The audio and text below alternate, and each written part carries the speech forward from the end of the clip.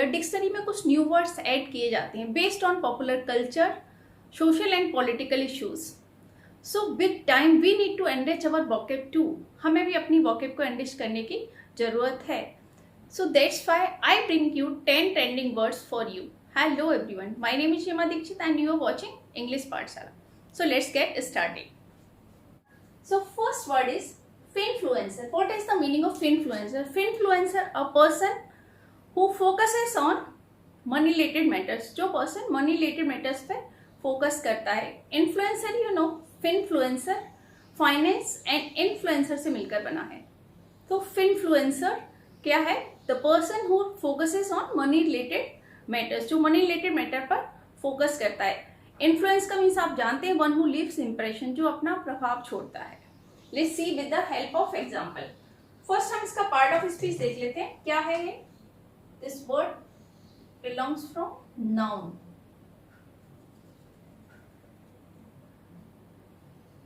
Let's see.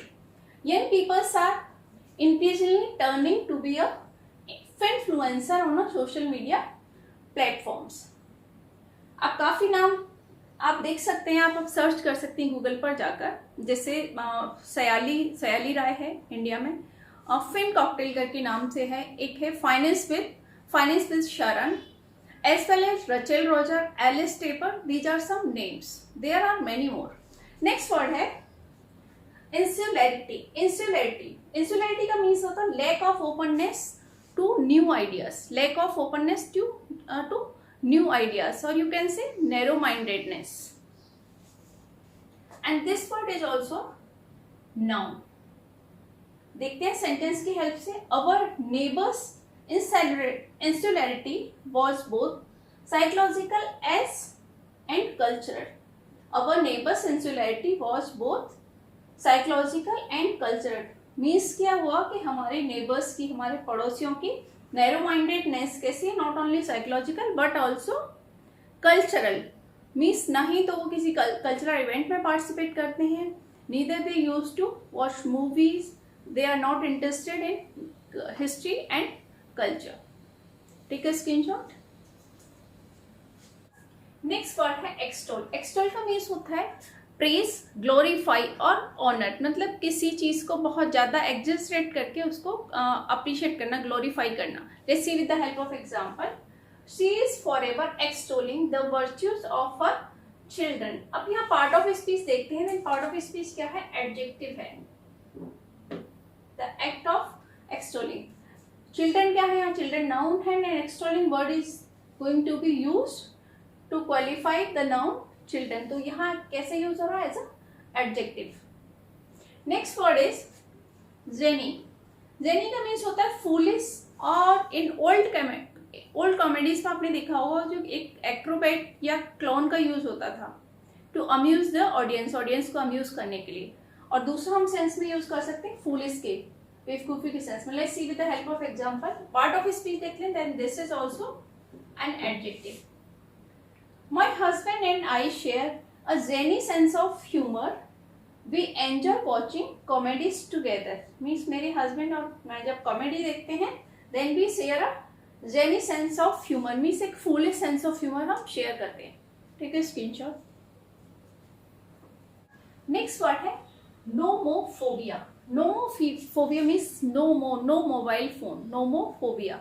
Phobia क्या होता है? What is phobia? What is the meaning of phobia? Phobia is a psychological condition when a person have a fear or anxiety of being detached or separated from the phone.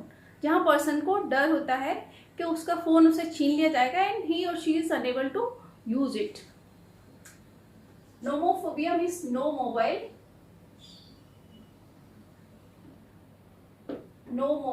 phone. And this word phobia means क्या होता है?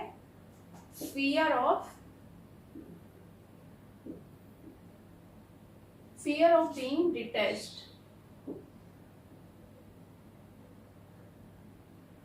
from phone. जहां उसको phone use करने से रोक दिया जाएगा. अगर हम यहाँ पार्ट ऑफ स्पीच देखते हैं, then this term is noun. Let's see with the help of example.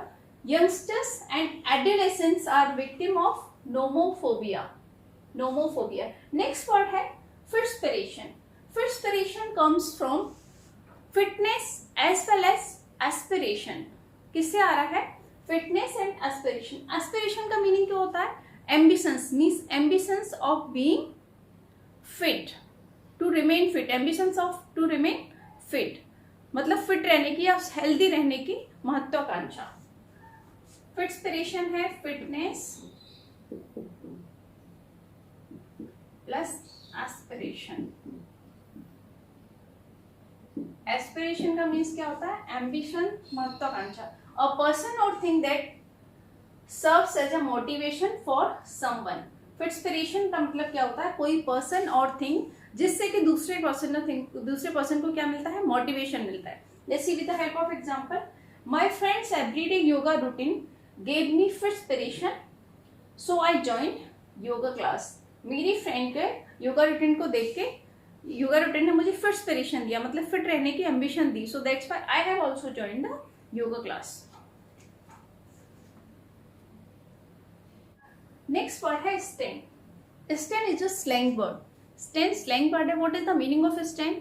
Stand means होता है extremely over jealous or enthusiastic fan, और you can say obsessive fan.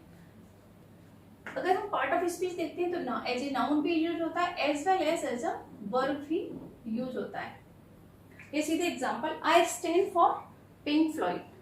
I stan for Pink Floyd मतलब मैं Pink Floyd की fan हूँ। Pink Floyd एक band है जिसका कि एक फेमस सॉन्ग है a brick on the wall 1979।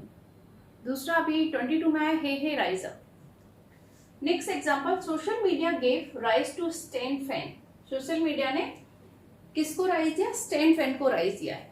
Next word लो की। लो की का मीन्स होता है सीक्रेटिव, और you can say a person or the event which we don't want to seek the attention. जहां हम अटेंशन सीक करना नहीं चाहते हैं, मतलब सीक्रेटिव भी करना चाहते हैं, हम किसी भी इवेंट को इतना पॉप एंड शो नहीं देना चाहते। Let's see with the help of example, he wanted to keep the meeting a low key. वो मीटिंग को कैसा रखना चाहते थे? सीक्रेटिव रखना चाहते थे। Next example, the wedding was a very low की अफेयर, मींस वेडिंग को सीक्रेटिव या सिंपल सोबर तरीके से किया गया था, कोई ऐसा पॉप एंड शो नहीं था। And this word is a adjective.